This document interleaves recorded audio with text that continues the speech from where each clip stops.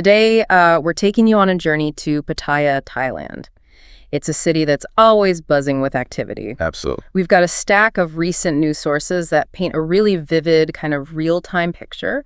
Some are even from events unfolding just today, actually, August 24th, 2025. That's right. Our mission, as always, is to sift through the details, pull out those crucial nuggets of knowledge, and, well, give you a shortcut to being genuinely well-informed, and maybe find some surprising facts along the way. And this collection of sources, it covers a remarkable range. It offers you a unique snapshot of a vibrant, complex urban center. We're talking high-tech international crime, a surprising local hoax that caused quite a stir, an international arts festival, and, yeah, sadly, both tragedy and aspiration within the community. So a real mix. Definitely. We're going to explore 5 distinct stories, just distilling the core facts from each, keeping it neutral so you get a clear understanding of what's happening on the ground at Pattaya right now. Okay, sounds good. Let's unpack our first story then. This one plunges us deep into the world of international crime. Right. And it's not just a simple case, is it? It seems pretty sophisticated, blending old school money laundering with cutting-edge cryptocurrency. Exactly. What we're looking at here is the arrest of a 33-year-old South Korean man, Mr. Han. This happened at Suvarnabhumi Airport. Okay. He was wanted under an arrest warrant issued back on February 6th, 2025.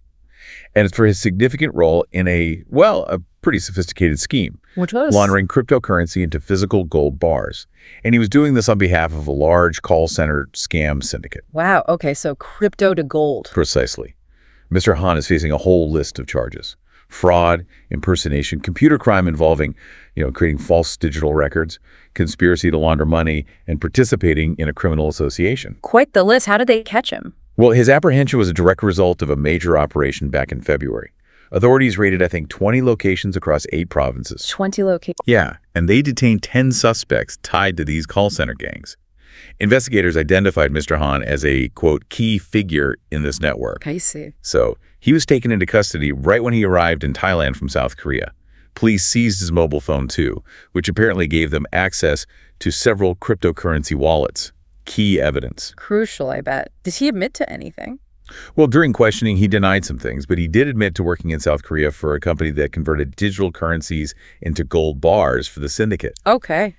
And police reports indicate each of these transactions involved no less than 10 kilograms of gold. 10 kilos per transaction? Per transaction, valued at around 33 million baht each time. That's incredible. And it gets bigger. Further examination of his crypto accounts revealed massive transactions just between January and March 2024.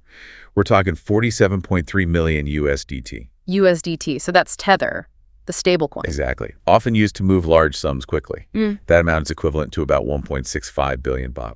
1.65 billion baht.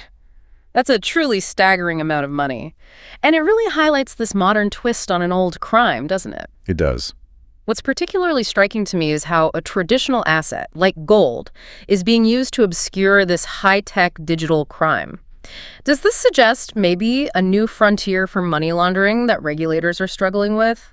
Or just criminals adapting incredibly fast? It's probably a bit of both, actually. What's really insightful here is how these criminal networks are bridging the digital and the physical worlds. Right. The choice of gold isn't accidental. It's a deliberate move, you see. It creates a tangible, high-value asset that basically makes a digital trail go cold very quickly. Makes sense. Harder to trace. Exactly. It makes it incredibly challenging for authorities to follow the money, especially when it crosses international borders. It really exposes a specific vulnerability in financial surveillance when illicit funds move from highly traceable digital assets into, untraceable physical commodities. That's a sobering thought. Okay, now, from that kind of high-stakes international deception, let's pivot to something that caused a very different kind of stir right there in Pattaya, and actually just earlier today, right? Yes, just a few hours ago. This was a moment of panic that, thankfully, turned into widespread relief. Yeah, this incident unfolded at 8:50 p.m., August 24th. Pattaya City Police and rescue personnel, they responded to a really frantic report. Someone claimed a baby's body had been abandoned by a roadside. Oh, no. You're a motorcycle dealership on South Pattaya Road. Imagine the scene. A crowd, visibly shaken, gathered outside an apartment building. Police quickly cordoned off the area. Understandable. Rescue workers started their initial inspection of a black plastic bag, and inside, They saw what looked like a baby's arm sticking out. Awful. Yeah, that understandably sent a shockwave through everyone there. I can only imagine the horror and then the reveal. Yeah. It turned out to be something else entirely. Precisely. Upon closer examination, the corpse was definitively revealed to be a highly realistic rubber doll, designed to look like a baby. A doll. Wow. Relief, I guess, but also strange. Exactly. The discovery prompted this kind of collective mix of laughter and just widespread relief among the crowd. Who reported it? A Mr. Fareed Kantawithi, 33 years old. He initially reported it. He told local news that earlier that afternoon he'd noticed a middle-aged foreign man sort of loitering suspiciously in the area. Didn't think much of it then. Okay. Later that evening, passing by again, he spotted the black bag by a fence. When he saw what looked like a child's arm, he was, well, truly horrified. He believed it was a real body and immediately called the authorities. So a genuine scare, just caused by how realistic this doll was. While it's a relief, it also seems like a pretty elaborate and maybe malicious prank. Is there any indication from the sources about the motive or why someone would do that? That's completely unknown right now. The motive is a mystery. Police are actively reviewing nearby CCTV footage, trying to identify the individual responsible for leaving this lifelike doll there. It certainly raises questions about intent, doesn't it? But for now, it's just a very strange incident that caused a significant amount of local alarm. Fascinating how quickly fear can turn to relief with a simple discovery like that.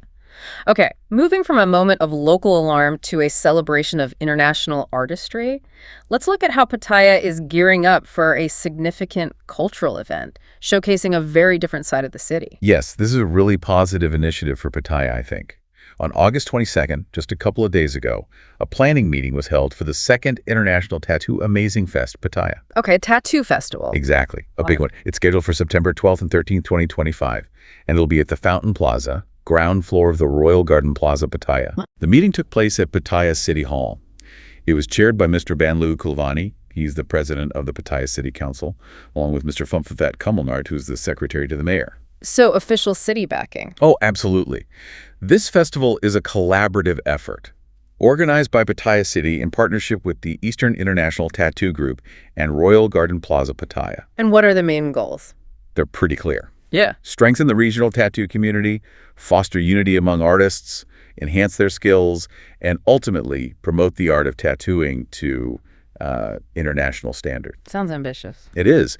The event is set to feature skilled tattoo artists from an impressive 27 countries. 27 countries, wow. Yeah.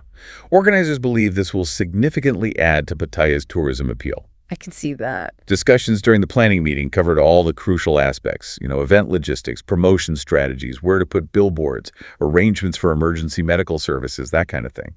They also really emphasized wanting widespread publicity to reach locals and international visitors. It's great to see a city investing in and showcasing such a unique art form on an international stage. This isn't just the festival. It feels like a strategic move for Pattaya, maybe diversifying its global image. What does this tell us about how cities like Pattaya might be trying to evolve beyond their perhaps more traditional reputations? Well, I think it tells us they're thinking long-term about economic diversification and cultural branding, definitely. Right. For Pattaya, this kind of event attracts a potentially new demographic of tourists. People drawn to artistry, creative expression, niche cultural experiences. It moves beyond maybe what's considered its more singular, established reputation. Broaden the appeal. Exactly. It's about demonstrating the city's multifaceted character and appealing to a broader, more diverse international audience. That's a smart play for any city looking to broaden its appeal. Okay, now let's turn to a more somber note. An unfortunate incident that occurred on the very same day as the doll hoax, August 24th. A reminder, sadly, of the fragility of life on the roads. Yes, a very tragic accident. It occurred at 8:36 p.m. on August 24th on Sukhumvit Road, near the Macro store in South Pattaya, specifically on the stretch heading towards Bangkok. Okay. It involved a high-speed motorcycle colliding with a pedestrian. The Sawang Borabun Thomasathon Rescue Unit in Pattaya got the emergency call and rushed to the scene. Oh, what did they find? Upon arrival, authorities discovered a red Honda-led motorcycle overturned in the middle of the road. The rider, just 18 years old, Mr. Sathapanik Lajantwik, was found severely injured. He was immediately rushed to a local hospital. And the pedestrian? Nearby, the pedestrian, identified as Mr. Surasak, approximately 50 years old, was critically injured after being struck and, well, thrown by the impact. Oh, it's terrible. Despite immediate efforts by rescue personnel to perform CPR, Mr. Sursak tragically succumbed to his injuries shortly after. That's heartbreaking. Were there witnesses? Yes. Eyewitnesses at the scene reported that the pedestrian was crossing the road and had apparently reached the rightmost lane. That's when the teenage motorcyclist, who was described as riding in a crouched position at high speed, crashed into him with significant force. It sent both the rider and the pedestrian in opposite directions. High speed, you said? Yes, and crucially, Police Lieutenant Colonel Chai Naras Fengkain, a deputy investigator, arrived to lead the investigation. CCTV footage from the area clearly showed the motorcycle rider speeding just before the collision. The footage confirms it. It seems so. Authorities are currently collecting all available evidence to determine the full circumstances and ensure justice for everyone involved. A truly heartbreaking incident, and like you said, a stark reminder for all of us about road safety, especially on busy urban roads. This really underscores a critical need for vigilance. Does this kind of incident spark broader discussions about, say, urban planning or traffic control initiatives in a bustling city like Pattaya? Absolutely. It almost always does. While the immediate focus is naturally on the investigation and the individuals involved, these types of incidents invariably prompt a deeper look at urban safety measures. Makes sense. It raises important questions about pedestrian crossings, speed limit enforcement, public awareness campaigns, particularly for vulnerable road users in areas with such high traffic volume. It's a constant challenge for rapidly developing cities. It certainly is. Okay, finally, let's end our deep dive on a truly inspiring and forward-looking note, celebrating the academic achievements and aspirations of Pattaya's youth. Yes, this is a really positive story. On August 22nd, Mayor Pormiz Gampachet delivered an inspiring speech at Pattaya City Hall. Who is he speaking to? He addressed student representatives who are preparing for the 14th National Academic Skills Competition and Educational Showcase. It's an important event set to take place from August 25th to 28th, 2025 in Sakan Nakan Municipality. A national competition. Yes. And Deputy Mayor Krishna Bunswat highlighted that Pattaya City has specifically allocated budget to its education office. It's to support a project aimed at enhancing the potential of both teachers and students. That sounds promising. What does the project involve? Well, it's quite comprehensive. Designed to promote academic excellence, provide a valuable platform for students to showcase their diverse talents, and foster knowledge exchange across various fields. Like what sort of fields? Music, dance, sports, performing arts, and innovation. So, quite broad. Definitely. Furthermore, the project aims to advance teaching methods within the city's schools and, importantly, promote Pattaya's educational achievements to the wider public. So showcasing their local talent. Exactly. At this national competition, Pattaya will be actively participating in 42 of the total 110 events. 42 events. That's significant participation. It is. A large delegation will represent the city. 118 students and teachers, supported by a total of 350 people. It's all part of a broader national education enhancement program, showing Pattaya's clear commitment to fostering academic and creative excellence on a national stage. That sounds like an incredible investment in the next generation. It's clearly not just about competition, but about nurturing diverse talents, isn't it? What's the broader implication, do you think, when a city dedicates this much energy and resources to its youth's academic and creative development? I think the striking aspect here is just how comprehensive and holistic this investment is. It really signals a recognition that a city's future prosperity isn't just tied to, say, tourism or industry alone. Right, it's about the people. Precisely. Yeah. It's profoundly linked to the intellectual and creative development of its youth. By providing these platforms and actively fostering excellence, Pattaya is essentially cultivating its future leaders, innovators, and artists, empowering them to shine on a national stage and ultimately contribute to the city's long-term vibrancy. So what does this all mean then?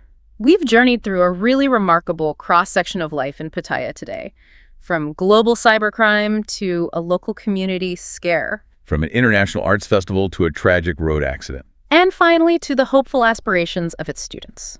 It really underlines how these diverse sources, each just a small, immediate window into a specific moment, collectively paint a truly vivid and complex picture of a city. Yeah. It reminds you that even within a single place, life unfolds in countless, often contradictory ways. It showcases the multifaceted and, well, ever-changing nature of urban existence. Absolutely. So as you reflect on these stories, maybe consider this. How do these disparate threads of daily news, the high-tech, the human, the celebratory, the tragic, how do they weave together to form the true dynamic character of a place? And how does your understanding of a community truly evolve when you look beyond just a single headline and try to embrace its full, complex narrative? Something to think about. Definitely something to ponder until our next deep dive.